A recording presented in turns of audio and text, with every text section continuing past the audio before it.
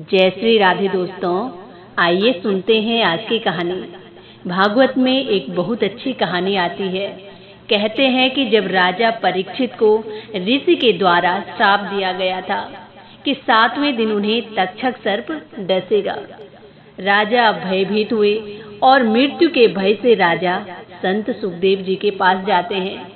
सुखदेव जी के पास बैठकर उन्होंने धर्म श्रवण किया और मृत्यु से कैसे बच सकता हूँ, इस जिज्ञासा से वो धर्म श्रवण करने लगे।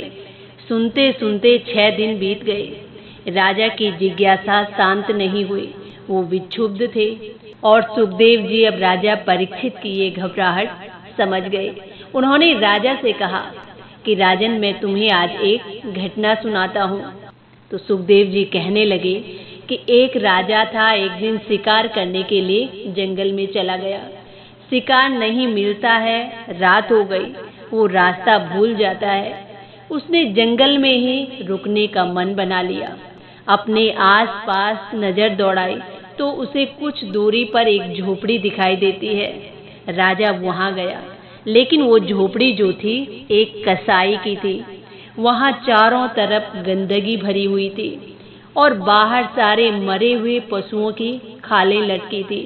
हर तरफ मल मूत्र से भरा हुआ और दुर्गंध फैल रही थी। राजा का सिर चकराने लगा, लेकिन अब जाए तो जाए कहाँ। वहां रुकना उसका अनिवार्य था। उसने कसाई से कहा कि भैया, मैं मार्ग भूल गया हूँ, मुसाफिर हूँ, मुझे एक रात रुकने के लिए जगह दे दो। कसाई कहने लगा कि जो भी पथिक यहाँ आश्रय लेने आते हैं वो यही कहते हैं कि बस मुझे रात भर यहाँ रहने दो, सुबह होगी तो चले जाएंगे। लेकिन ऐसा कभी नहीं होता। जैसे ही सुबह होती है तो वो यहाँ से जाने का नाम नहीं लेते, यहीं रुकने का मन बना लेते हैं और यहाँ से जाने को तैयार नहीं होते। मुझे बल का प्रयोग करके उन्हें यहाँ से भेजना पड़ता है। तो राजा कहने लगा कि मैं वैसा नहीं करूँगा, सुबह होते ही यहाँ से चला जाऊँगा, दया करो, मैं आपको परेशान नहीं करूँगा। तो कसाई ने उसे जगह दे दी। राजा अब अपने मुंह और नाक पर एक कपड़ा बांध लेता है और उसके बाद सो गया। धीरे धीरे वो दुर्गंध जो थी उसके मस्तिष्क में व्याप्त हो गई। जब सुबह उठा तो उसको कुछ अच्छा लगने लगा और उसकी भी अब वहाँ से जाने की इच्छा नहीं हुई। वो कसाई से कहने लगा कि भैया, मुझे यहीं रहने दो, जो तुम कहोगे मैं वही करूँगा। कसाई हंसने लगा और कहने लगा कि सब लोग यही कहते आए हैं, तुझे भी यहाँ से जाना ही होगा। सुखदेव जी ने कहा कि परीक्षित, अब तुम ही कहो कि राजा ने उचित किया या अनुचित। तो परीक्षित ने कहा कि भगवान, राजा ने बिल्कुल अनुचित किया। कितना मूर्ख था, कौन था वो राजा?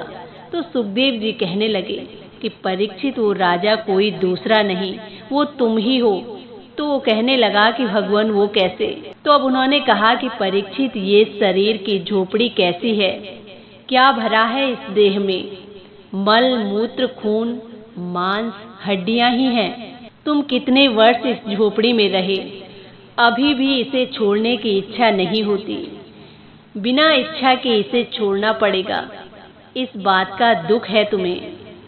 इस प्रकार दुख करना क्या उचित है? जब अनेक प्रकार से सुखदेव जी ने राजा परीक्षित को ज्ञान दिया तो राजा परीक्षित की ज्ञान की दृष्टि खुल गई और अब वो मृत्यु के भय से निर्भय हो गया और आत्म भाव में लीन हुआ। दोस्तों, विषाद में डूबने का नाम ही मृत्यु है। तो ये थी आज की कहानी।